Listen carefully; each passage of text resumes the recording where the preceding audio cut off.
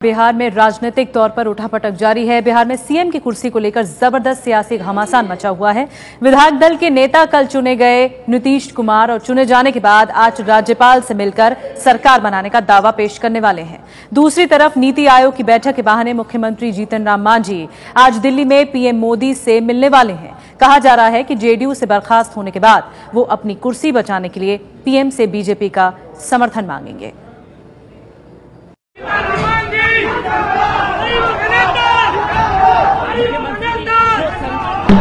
आप लोग ऐसा मत करो।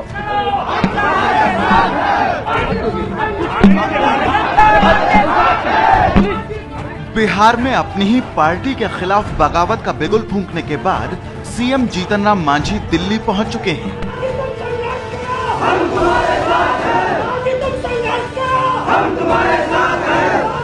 वैसे तो मांझी आज दिल्ली में प्रधानमंत्री नरेंद्र मोदी की अध्यक्षता में होने वाली नीति आयोग की बैठक में हिस्सा लेने वाले हैं, लेकिन सूत्रों का दावा है कि इन्होंने पीएम मोदी से मुलाकात के लिए अलग से भी वक्त मांगा है।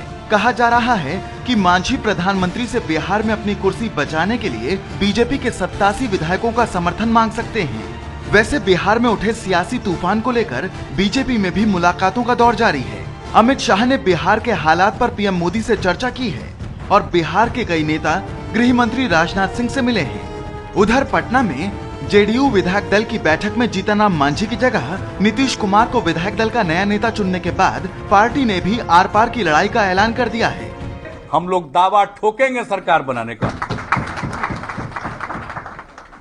और उसके बाद जो कुछ भी होगा देखा जाएगा किस प्रकार से न्याय के आधार पर चलते हैं या लोकतंत्र में बहुमत का गला घोंटते हैं। नीतीश कुमार ने यह भी दावा किया है कि उनको आरजेडी, कांग्रेस और सीपीआई का समर्थन हासिल है और अगर जरूरत पड़ी तो वो राज्यपाल के सामने 130 विधायकों की परेड भी करा सकते हैं। जरूरत पड़ेगा तो जितनी संख्या है, जितना समर्थन है, उसका परेड भी करा देंगे। पार्टी जो है उसके विधायक, उसकी ताकत 130 है और 130 की लड़ाई अकेले यही नहीं होगी। एक बात जान ले दिल्ली वाले लोग, यहाँ पटना में भी लड़ाई होगी और दिल्ली में भी लड़ाई होगी। बिहार विधानसभा में इस वक्त कुल 233 विधायक हैं। इस लिहाज से बहुमत के लिए कुल 117 विधायकों के समर्थन की जरूरत है। नीतीश कुमार जेडीयू के 100, आरजेडी के 24, कांग्रेस के 5 और सीपीआई के 1 विधायक को मिलाकर कुल 130 विधायकों के समर्थन का दावा कर रहे हैं, जबकि जीतन राम मांझी के साथ अभी सिर्फ उनकी कैबिनेट के 7 मंत्री ही खड़े दिखाई दे रहे हैं। ऐसे में मांझी को अपनी कुर्सी बचाने के लिए अब सिर्फ बीजेपी का आसरा है, जिसके पास 87 विधायक हैं।